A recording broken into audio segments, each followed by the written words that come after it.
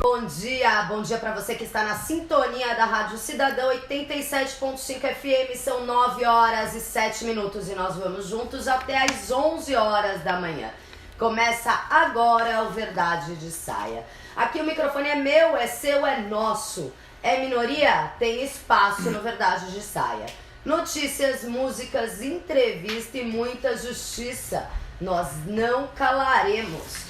Eu quero agradecer a audiência e todos os ouvintes do programa Verdade de Saia e dizer que você também pode curtir e acompanhar a nossa página no Facebook do Verdade de Saia e também na página do Facebook da Rádio Cidadã 87.5 FM e também na página dos Jornalistas Livres.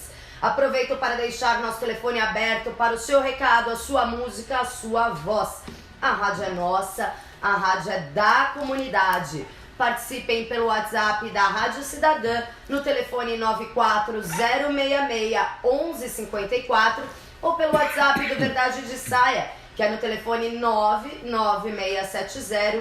99670-3507. Hoje, a Rádio Cidadã, em parceria com os Jornalistas Livres e o Verdade de Saia, apresentam aqui um debate, uma mesa redonda sobre a educação, sobre a reforma da Previdência, sobre o desmonte da educação no nosso país, e nós estamos com gente de peso aqui. Rodrigo Medina Zagni, historiador e analista de relações internacionais, docente do Departamento de Relações Internacionais da Universidade Federal de São Paulo, primeiro vice-presidente da Regional São Paulo do Sindicato Nacional dos Docentes das Instituições de Ensino Superior, o ANDES, e também, como ele diz aqui, é o quê? Corintiano, macumbeiro e gente boa, né? Seja bem-vindo, Rodrigo. Muito obrigado, bom dia a todas e a todos. Obrigado pelo convite, sobretudo é importantíssimo para nós estarmos aqui hoje refletindo sobre os problemas que acometem a educação pública sobretudo, não é? Numa paisagem social, neste momento, sob risco de ser devastada, não só por experimentos neoliberais, mas por um notável obscurantismo que agora ocupa o Planalto Central. É isso, estamos passando por um momento de desmonte da educação pública e também a reforma da Previdência que vai atrapalhar a vida de muito cidadão e também principalmente os professores, né? Porque ficar 40 anos em sala de aula, eu falo assim que eu tenho 2 filhos e se a gente nem aguenta os nossos próprios filhos, imaginem um professor 40 anos dentro de uma sala de aula, chega a ser desumano. Porque a gente sabe que é pesado, né? As aulas superlotadas, as classes superlotadas. Como é que está a organização das universidades, do ensino superior em relação ao ato de hoje? Bom, importante lembrar que hoje nós desencadeamos o dia de greve nacional da educação. Nós temos atos nos 26 estados e no Distrito Federal, ocorrendo já desde amanhã nas principais cidades brasileiras, não é? Instituições federais de ensino, num levante da educação em pelo menos 21 estados, em especial em Brasília. Hoje os atos começam às 10 horas da manhã, de frente ao Museu Nacional, e se desenvolve na forma de uma passeata até o Congresso Nacional, passando pelo Ministério da Educação. Esse conjunto de atos ele tem um caráter importante porque são eles unificados, né, entre as centrais sindicais, diversos sindicatos, movimentos sociais, não é? Trabalhadores e trabalhadoras da educação em luta, mas também sindicatos de categorias que, em solidariedade às nossas pautas, não é? Se juntaram aos nossos esforços, não é? Em específico é preciso sublinhar aqui a ação conjunta entre o ANDES, Sindicato Nacional, Sinasef, não é? Que responde à educação federal no nível básico, profissional e tecnológico, a União Nacional dos Estudantes, a UB, a Associação Nacional de Pós-Graduandos, a FASUBRA, em ações conjuntas que não se restringem ao dia de hoje. Na verdade, essas mobilizações começaram desde o anúncio dos cortes, né, que fez intensificar a luta nas universidades públicas em composição com o ensino fundamental e médio, né, da rede pública também. Aqui nós estamos numa escalada crescente, né, de mobilizações que tem como escopo construir a greve geral, cujo indicativo está dado para o dia 14 de junho. Não é? Então, nós sabemos que para os poderes que nos desgovernam neste momento, não é? As universidades públicas pouco importam, eles já demonstraram isso em diversos momentos, não é? E que é importante na nossa luta política a composição de esforços com várias categorias, sobretudo aquelas que detêm os meios de produção e circulação de mercadorias e, sobretudo, de entesouramento do capital. Não é? Porque aí sim nós estamos mexendo na engrenagem, né, do capitalismo, no momento de bancarrota, né, acentuada desde 2008 com a crise dos subprimes, não é? E repercutindo na realidade brasileira de forma bastante sui generis, não é? Que é a setores do capital especulativo financeiro que manejam mudanças políticas nessas paragens, não é? Intensificando a crise no intuito de, entre aspas, sequestrar o Estado e nele promover desmontes de direitos. Não é? É importante dizer que nesse momento em que este governo anuncia a necessidade de uma reforma da Previdência, sangrando trabalhadores e trabalhadoras idosos, não é, para obtenção em uma década de 1 trilhão, não é, disponíveis aqui não para gastos públicos, mas para remunerar o rentismo, não é, há em torno de 4 trilhões congelados, entre aspas, parte deles em reservas internacionais e outra parte esterilizada no Banco Central e, entre aspas, imexíveis, não é? Em razão da emenda constitucional que disciplina o teto dos gastos públicos. Não é? Então, podemos dizer de uma condição de crise anunciada hoje, por exemplo, pelo Paulo Guedes, não é? Que prevê 1,5% do PIB para o próximo período, que estaríamos, portanto, no fundo do poço, como a fabricação de um cenário extremamente tenebroso em que se diz a reforma da Previdência é inevitável. Outra forma de dizer, né, o desmonte de direitos, a destruição deles, sangrados historicamente, é uma necessidade do capital, não é uma necessidade dos trabalhadores e trabalhadoras de quaisquer setores, já precarizados pelas reformas, não é, em curso. Então, por isso, todos nos atos de hoje e rumo à greve geral no dia 14 de junho. Porque hoje a aula é na rua, né? Nós temos um artigo na nossa Constituição que diz que na Constituição brasileira que direitos adquiridos não podem ser jamais revogados. E a gente vê aí, né, um desmonte também da nossa Constituição. Em alguns dados que a gente levantou aqui, foram cortados, né, no mês de março, dia 29 de março, saiu uma edição do Diário Oficial da União, onde o governo contingenciou 29 bilhões 582 milhões de reais do Orçamento Federal de 2019, de todas as áreas. Dentro desse corte, a educação perdeu 5 bilhões 839 milhões, cerca de 25% da verba prevista. Contando saúde, educação e cidadania, foram mais de 7,5 bilhões de verbas congeladas. E aí ele contradisse, né, o próprio governo se contradisse, porque ele disse que os cortes das universidades, né, da verba do ensino superior, seriam transferidos uma parte para o ensino básico, que a prioridade do governo era o ensino básico. E a gente viu que foram congelados 2 milhões e 400 mil reais do ensino básico. Qual é o impacto? A gente já sabe que a situação da educação vai de mal a pior. A gente sabe que é um projeto, né, um projeto político, desmontar a educação do país, até porque a burguesia ela vai precisar que a massa continue, bem no termo pejorativo, lavando suas privadas. Jamais vai se admitir que qualquer pessoa possa ser médico, possa ser advogado, né? Afinal, a gente teve um político que disse claramente: a educação não é para todos, a universidade não tem que ser para todos, tem que ser para uma elite. E desde que o mundo é mundo, a escrita, né, desde que começamos a ler e a escrever, enfim, a escrita ela é dirigida para uma elite, né? E isso continua até hoje. Então, olhando para tudo isso, esse desmonte da escola pública, meus filhos estudam em escola pública, eu tenho um filho no estado, uma filha na prefeitura, e até hoje na prefeitura não foram dados materiais, não chegou nenhum tipo de material, eles vão usar verba da PM para comprar folha de sulfite. Então a gente vê que existe esse projeto.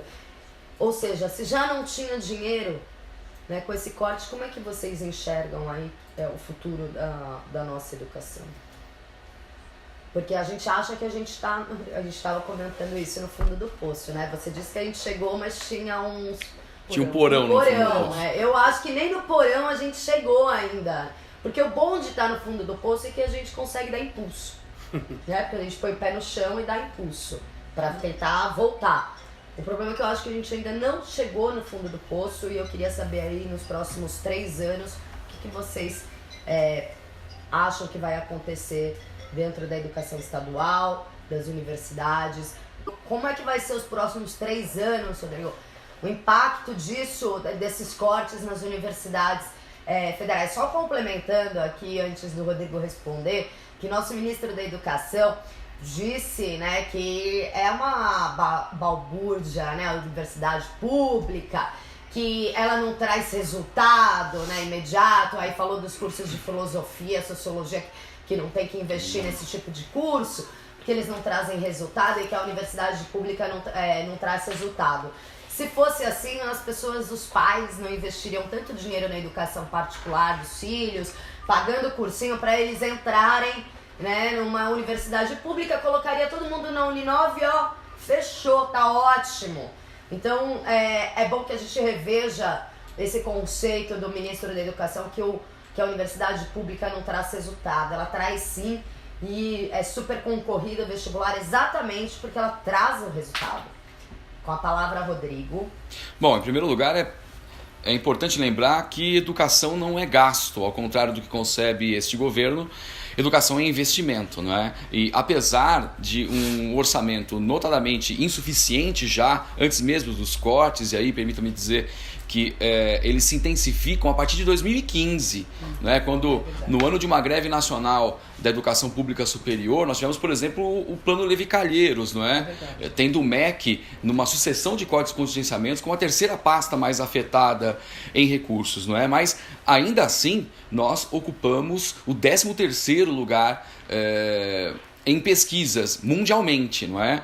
E sobretudo as universidades públicas, elas cediam 95% da pesquisa realizada no Brasil.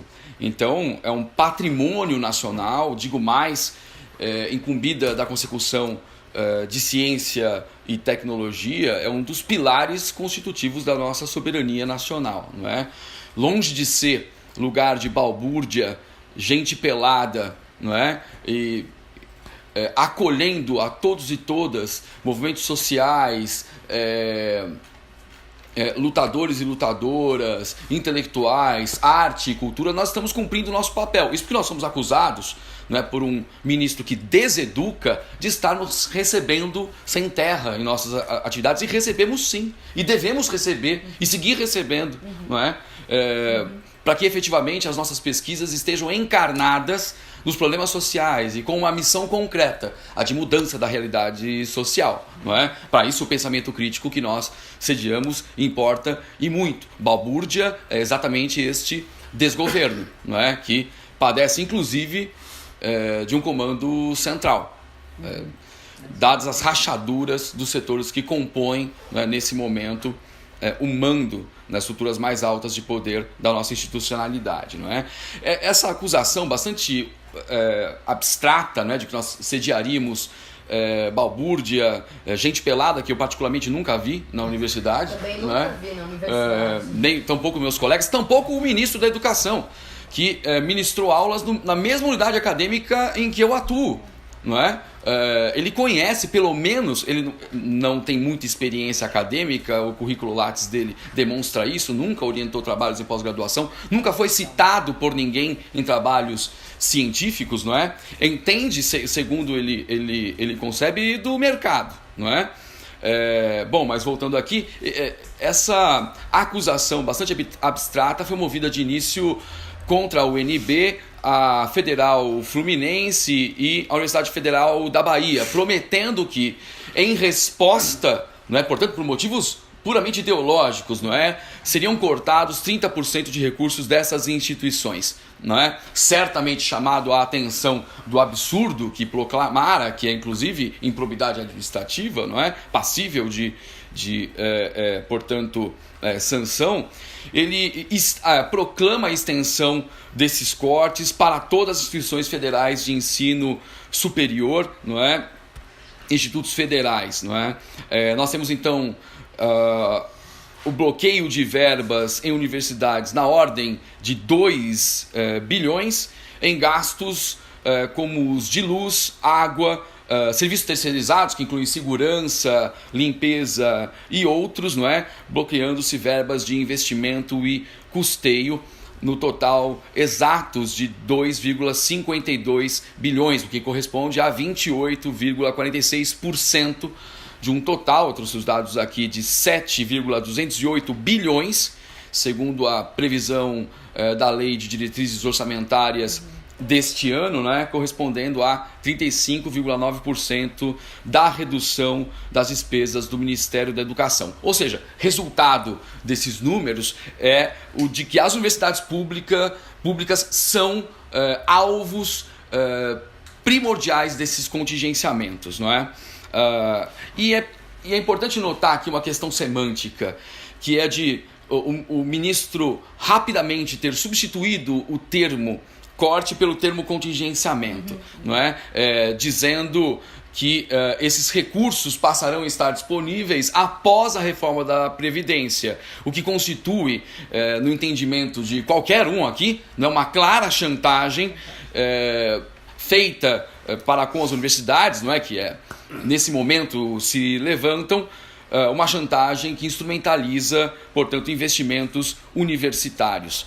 Para que se tenha ideia, não é, do desgoverno que habita o Planalto Central, ontem nós fomos surpreendidos com declarações de deputados da base governista de que o próprio presidente teria anunciado a suspensão dos cortes, não é? E logo depois, via Twitter, porque é mais ou menos onde a gente tem que acompanhar a política nacional, não é mais no diário oficial, é como se nós estivéssemos sendo governados pelo tiozão do WhatsApp, não é?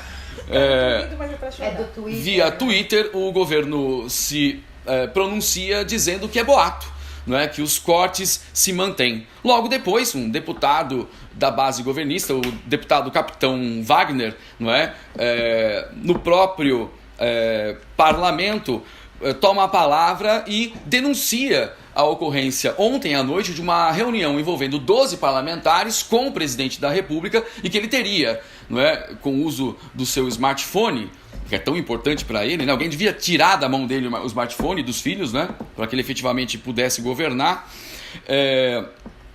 teria ligado para o ministro da Educação e determinado a suspensão dos cortes. E, portanto, nas palavras do deputado Capitão Wagner, não é? Se alguém criou boato, foi o governo, não é? E não eles, que não seriam mentirosos, não é? Então, algo ocorre aí, né? Inclusive, se especula a possibilidade de o presidente ter simulado a ligação, não é, para o ministro da Educação, porque logo depois, não é, a reunião não teria tido efeito mais algum, não é?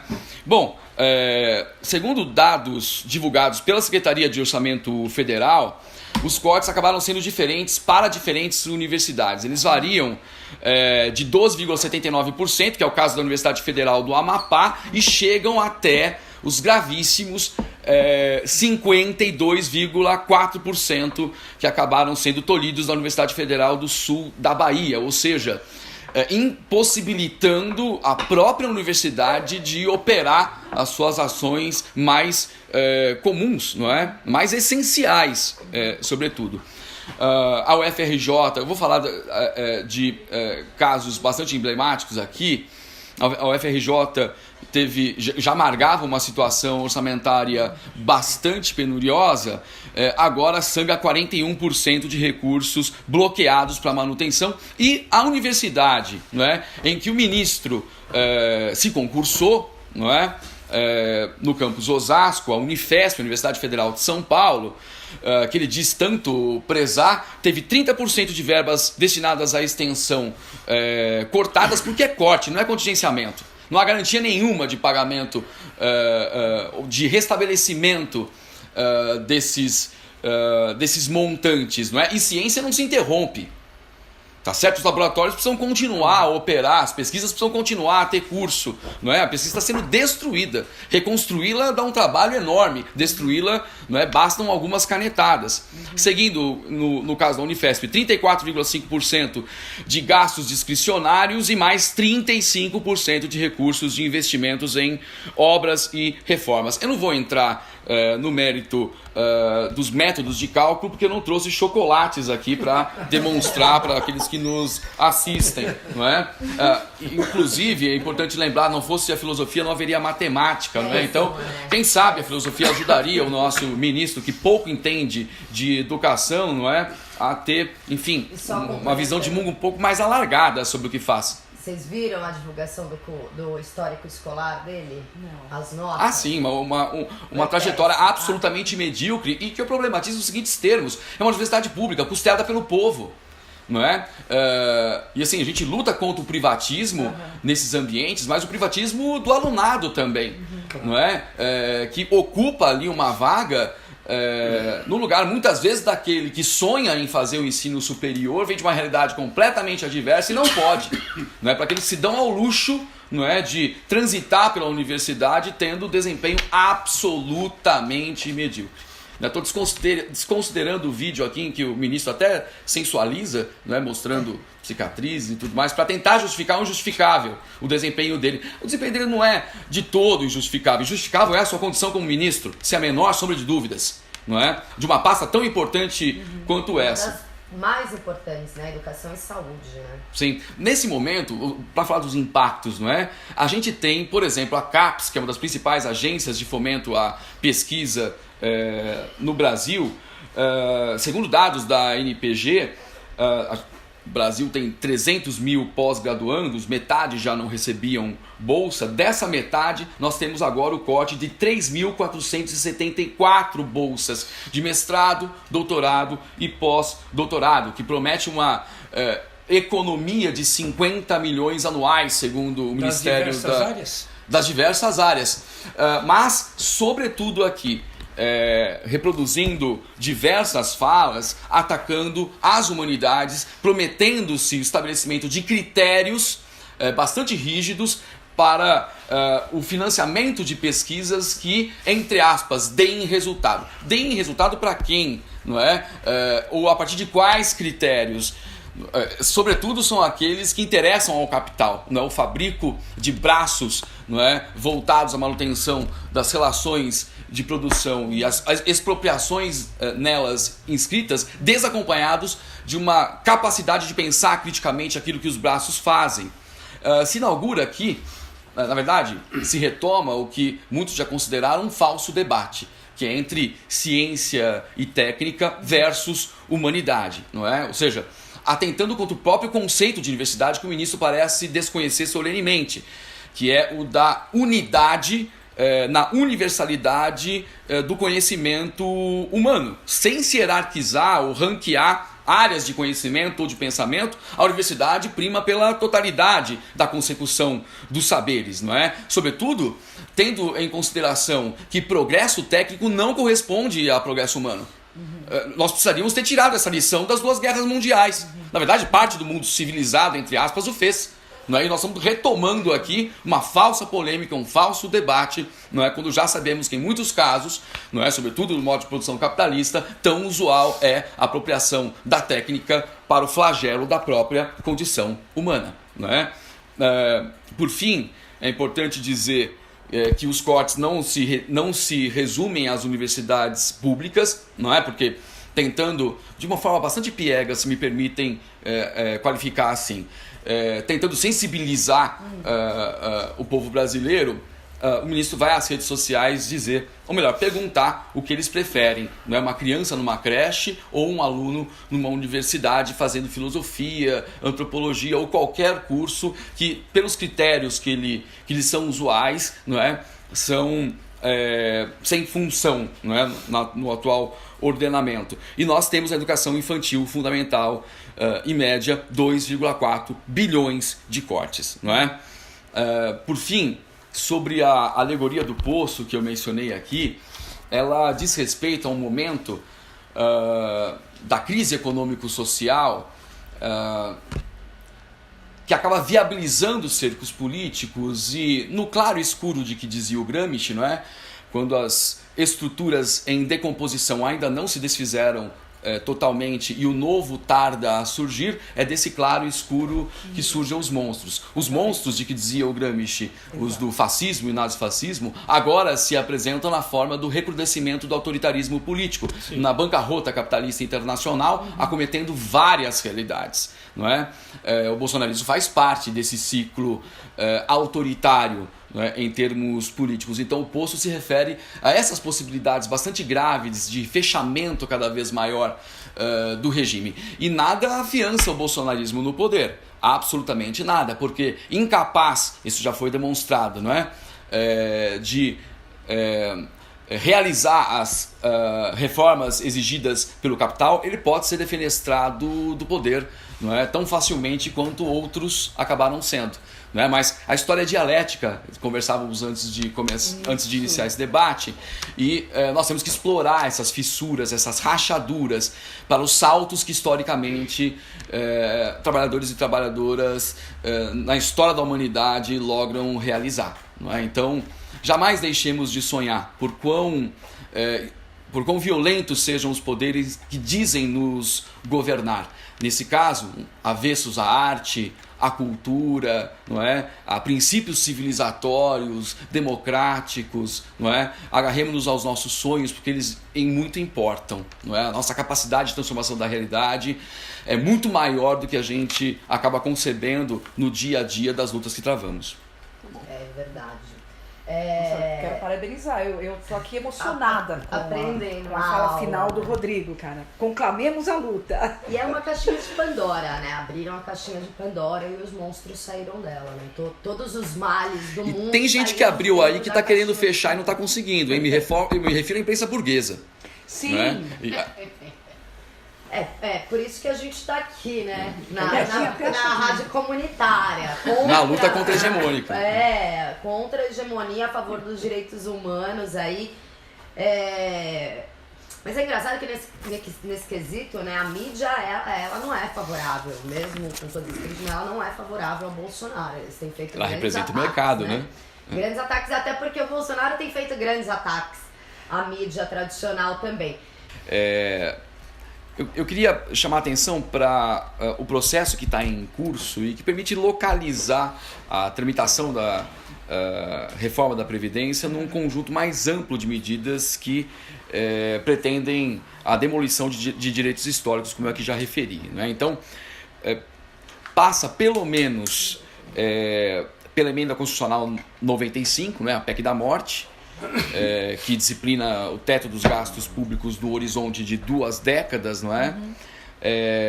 A destruição da CLT mediante a prevalência do negociado sobre o legislado, a regulamentação de formas precarizadas, cada vez mais precarizadas de contratação e até mesmo a flexibilização do conceito de trabalho escravo. Não é? Então, a destruição da Previdência Pública Estatal, ela é uma etapa intensificada de um projeto de contrarreforma do Estado, nos interesses do setor especulativo do mercado financeiro, não é? Que vem ocupando uma condição de protagonistas de primeira grandeza das mudanças políticas que aqui se processam, não é? Sobretudo emblematicamente em 2016, quando um golpe jurídico parlamentar demoveu a presidente Dilma Rousseff do poder, não é? Eu mencionava aqui, não é, que os cortes das universidades públicas se intensificam a partir de 2015, portanto, nesse cômputo eu insiro os governos de frente progressista, de conciliação de classes, mas é justo dizer que uma mudança da estrutura orçamentária do Estado brasileiro, não é, diz respeito a esse momento da PEC da morte em diante. Porque não estamos falando mais de cortes e contingenciamentos, não, repito, na mudança da própria estrutura orçamentária do Estado brasileiro em benefício do setor especulativo do mercado financeiro. Ou seja, aquele setor que se quer trabalho gera, e não apenas isso, não é? Colocando o capital para reproduzir a si mesmo, desemprega a força de trabalho. Não é? E com isso afeta diretamente os mundos da circulação, não é? E tenta-se fazer com que, de alguma maneira, o mundo do entesouramento do capital, das casas bancárias, não é, seja blindado nesses momentos de crise, que são até momentos alvissareiros, porque as estratégias de que o rentismo se vale para manutenção de taxas de lucro vem apontando exatamente para o controle dos estados e, a partir deste controle, a destruição de direitos históricos. Passada a crise, as taxas de lucro são levadas para novíssimos patamares, diga-se de passagem. Professor, agora eu vou cortar, vamos entrar no intervalo. Vamos lá. E já voltamos. 11h02, você está acompanhando Verdade de Saia na Rádio Cidadã 87.5 FM. Você também pode acompanhar pela página do Facebook da Rádio Cidadã, dos Jornalistas Livres e do Verdade de Saia. Nós estamos falando com alguns representantes das principais entidades ligadas à educação sobre o desmonte da educação pública no nosso país, o corte de verbas promovido pelo nosso governo e também os malefícios da reforma da Previdência. Hoje tem ato, a partir das 14 horas, concentração no MASP, em várias outras cidades do nosso país, contra esse desmonte, a favor da educação pública. E vamos lá. Rodrigo estava falando, pode continuar a sua fala, Rodrigo. Bom, eu quero recuperar um outro momento também, bastante anterior, que é o da aurora do Plano Real, e da utilização naquele momento para produção artificial da sobrevaloração do real frente ao dólar, não é? Que é responsável pela contenção da inflação naquele momento, não é? Que é uma política de juros implementada pelo Banco Central, não é? Para muito além das taxas usuais no planeta Terra inteiro, não é? Então, este gatilho para atração de investimentos, não é? Simplificando aqui para não me demorar muito, é causador de um endividamento público, não é? Bastante problemático para o tempo presente, não é? Então, pensemos que nesses termos a gente tem uma dívida pública que é mantida exatamente para que não seja paga, não é interesse dos credores que ela seja paga, mesmo porque o pagamento da rolagem e dos serviços da dívida, a saber, o que é a rolagem? É a tomada de empréstimos para pagamentos de novos empréstimos e assim sucessivamente, não é? Nós deixamos de pagar a dívida mesmo há muito tempo, uma dívida que jamais foi auditada. Ela é o mais importante instrumento que esse setor, repito, especulativo do mercado financeiro, não é? Que é investidor internacional, que é conglomerado econômico, não é? Transnacionais, e que transformam as relações econômico-comerciais uma espécie de cassino, não é? É o principal instrumento hoje de transferências de fundos públicos para o bolso desses protagonistas, sobretudo banqueiros. Nós estamos falando da ordem de 70% de recursos públicos. É dinheiro que não vai para a educação, que não vai para a saúde, que não vai para a segurança, não é? Então vejam, tem um limite para a manutenção desse esquema, não é? Os gastos públicos. Há um teto para isso, esse teto foi alcançado exatamente em meados de 2015, para ser generoso aqui, não é? E aí as pressões desses setores sobre a política se dão exatamente pela destruição de direitos históricos, a fim de garantir as mesmas taxas médias, não é? Atravessando o período de crise capitalista, entre aspas. Não é? Intensificada, repito, a partir de 2008, na forma da crise dos subprimes. Okay? Então, nesses termos, é possível compreender uma coerência que explica o desmonte de direitos no interesse desses setores da economia, não é só brasileira, da economia mundial, não é? Manejando regimes políticos e a destruição de direitos históricos como o da Seguridade Social. Bom, dito isso, não é importante ainda trazer a análise da conjuntura para a realidade do tempo presente, em que amarga este governo, não é, uma perda de popularidade absolutamente inédita nos 5 primeiros meses de mandato, não é? Some-se a isso a divulgação de ligações de membros do governo e da família Bolsonaro com milicianos, a devassa agora anunciada nas contas do Flávio Bolsonaro, e que o próprio presidente diz ser, né, um iminente tsunami, um papel internacional mais negativo de toda a história da República Brasileira em razão da decomposição da agenda ambiental, enfim, do trato que os agentes públicos vêm dando os agentes desse governo vêm dando a minorias sociais, a política armamentista somadas a outras desgraças do nosso tempo presente, não é? Tem impactado severamente na nossa imagem internacional, e isso repercute por sua vez em negócios internacionais, não é? Bom, dito isso, a reforma da Previdência, então, é o ponto alto, ou o carro-chefe do processo de contra-reforma do Estado, não é? E opera, como já fora dito aqui, um conceito bastante equivocado, que é o do trabalhador custeando a sua própria aposentadoria, o que ganha expressão máxima na forma da capitalização, que é produto a ser comprado e mediado pelos bancos, os que mais devem à Previdência. Exato. Eu não vou nem tatear aqui a questão da falácia do discurso do déficit, não é? Porque manipulam-se números nesses termos, mas eu não assumo de forma alguma a existência desse déficit. Já foram aqui demonstrados os motivos, não é? Mas os bancos são os maiores devedores da Previdência e vão ser aqueles que mais vão ganhar com a reforma uma vez aprovada, não é? Botando a termo os conceitos de solidariedade em nome da capitalização, como o companheiro aqui bem explorou. Agora é preciso lembrar também que ela tem algo de nocivo no que concerne também a possibilidade de, por meio de lei ordinária, se alterar quaisquer outros parâmetros daqui por diante. Não é? Sem depender da maioria qualificada no Congresso e nos retirando o poder de resposta nas ruas a esses ataques aos nossos direitos. E para finalizar, nesse contexto, né, de interesse do capitalismo internacional em apropriar fundos públicos na realidade brasileira, quando se fala em 1 trilhão, não há esse montante de capitais disponíveis em absolutamente nenhuma outra realidade hoje. Não? Então, por isso a voracidade desses interesses em fazer aprovar a qualquer custo, não é? Essa reforma, e nessa conjuntura desastrada de governo, não é?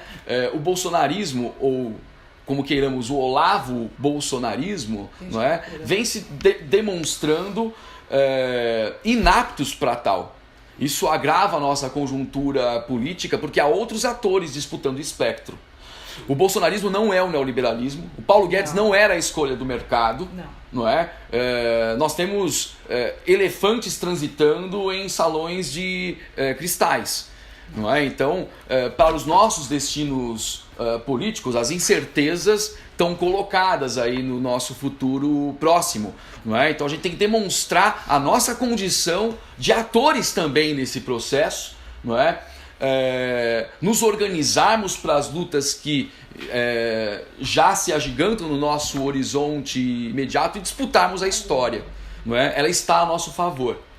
não é? Então, que os nossos instrumentos sejam utilizados, não é? E nesses termos, a crítica importa, a arte é fundamental, a cultura é fundamental, o pensamento acadêmico-científico é fundamental, e particularmente no que concerne à arte, eles odeiam arte. Pois é. Não é? E machuca, a nossa arte machuca. Não é? Então, quanto mais nós pudermos usar esses instrumentos, não é? mais propensos à vitória estaremos. Eu quero lembrar a todo mundo aqui que se nessa transição, se a reforma da Previdência for aprovada, nessa transição, nesse período de transição onde as pessoas vão deixar de investir na Previdência estatal, muita gente vai deixar, principalmente os autônomos, quem tem escolha, né, quem pode escolher não contribuir.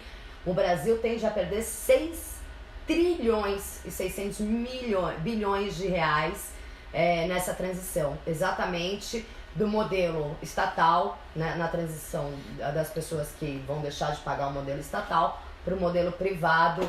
Nós teremos um déficit aí de 6 trilhões. E aí você fica imaginando, né, se tivermos um déficit de 6 trilhões, como é que a gente vai pagar quem está se aposentando agora? Só para complementar, tem mais uma questão a ser levada em conta aqui. Como a companheira bem lembrou, esse 1 trilhão não vai resultar, não vai se converter em reinvestimento em produção, reindustrialização, geração de emprego, coisa alguma, vai remunerar o capital. De novo, o setor do capitalismo que não emprega, ao contrário, desemprega a força de trabalho. Então é uma falácia de discurso aqui.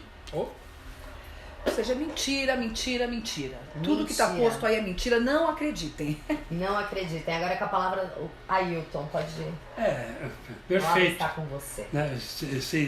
Não querendo complementar, mas eu poderia falar que a outra pauta que está sendo ruim para o governo foi a briga com os árabes e com essa aventura na Venezuela, né? Que o Eduardo Bolsonaro disse ontem que o Brasil precisa ser temido pela China.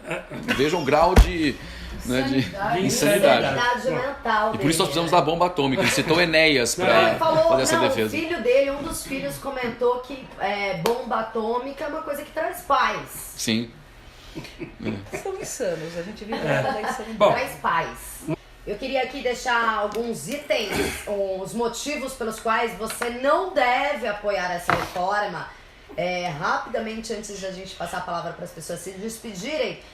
Primeiro, como eu já disse, a reforma da Previdência fere o artigo 6º da Constituição, que prevê como direito a todos os trabalhadores brasileiros a proteção social e a previdência pública. O segundo, a reforma da Previdência fere o artigo 60, que define o princípio do não retrocesso dos direitos e garantias individuais.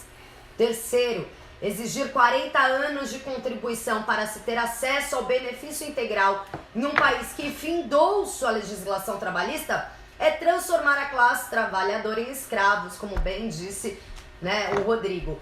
Rebaixar o BCP para menos da metade de um salário mínimo é colocar os seres humanos em situação de pobreza extrema. A reforma favorecerá os mesmos bancos que devem à Previdência, obrigando os cidadãos à contribuição privada. O problema do país são os juros da dívida pública e não a Previdência. Em 2018, pagamos 380 bilhões de juros. 1% da população, que são os verdadeiros privilegiados, não pagam tributo sobre a renda que recebem. É preciso findar a lei que garante isenção para lucros e dividendos de acionistas. Só em 2018 foram 50 bilhões gerados entre lucros e dividendos que deveriam ser taxados. Lembrando que é humanamente inviável que o pobre pague o mesmo imposto, o mesmo percentual de imposto do que o rico. É inviável isso. Antes de qualquer reforma da Previdência, é preciso de uma reforma tributária. Nossa tributação é taxada sobre o consumo e o certo seria taxá-la sobre a renda e a propriedade da classe mais rica. É muita desigualdade cobrar do pobre a mesma taxa de imposto que é cobrada do rico, que se utiliza da mão de obra trabalhadora para enriquecer cada vez mais, assim desestabilizando a desigualdade social do nosso país. De acordo com o relatório emitido pela CPI da Previdência, não há déficit. Segundo cálculos da Associação Nacional dos Auditores Fiscais da Receita Federal, citados no relatório da CPI, a Seguridade Social apresentou média de saldo anual positivo de 50 bilhões entre 2005 e 2016. Ainda segundo o relatório emitido pela CPI da Previdência, os analistas foram categóricos. As inconsistências nos modelos de projeção do governo descredenciam qualquer avaliação séria sobre esses números. Isso quer dizer que eles não possuem capacidade para realizar estimativas populacionais e financeiras adotadas pelo governo para definir o déficit da Previdência Social. Em um país tão desigual, se tornará impossível para os trabalhadores pobres comprovarem a idade mínima e o tempo de contribuição. Eles serão jogados para assistência e isso tornará o nosso país a maior população de idosos miseráveis. Para que a economia do nosso país gire, é preciso que a população tenha dinheiro para gastar. Conceito básico aprendido no ensino fundamental. Se os senhores cortam a verba da população, a mesma não terá a renda necessária para consumir, levando a economia brasileira ao colapso. A reforma deve ser igualitária para todos, a mesma reforma, porque militares e políticos terão privilégios. O que difere os senhores de nós? Somos todos seres humanos. E essa reforma vai custar muito caro para o país, pois durante a transição, estima-se que a Previdência gaste mais de 6 trilhões e 600 bilhões, pois quando os trabalhadores migrarem para o novo sistema, saírem do sistema estatal para o sistema privado, deixariam de contribuir com o atual, causando um rombo financeiro para pagar os já aposentados. Então é preciso que a gente tenha consciência. Hoje, às 14 horas, nós temos um ato nas ruas do Brasil inteiro, em várias cidades vão ocorrer o ato contra o desmonte da educação, contra a reforma da Previdência. Como estão dizendo, vão fazer um tsunami nas ruas hoje. Vamos para as ruas e eu quero deixar a palavra para o pessoal se despedir. Bom, mais uma vez, muitíssimo obrigado pela oportunidade de ter compartilhado com vocês tão importantes reflexões para tão decisivo momento, não é? Quero lembrar aqueles que nos ouvem que está em curso uma guerra pela informação, sobretudo bastante assimétrica, né? Porque a gente tem uma mídia hegemônica opondo forças pela satanização, não é?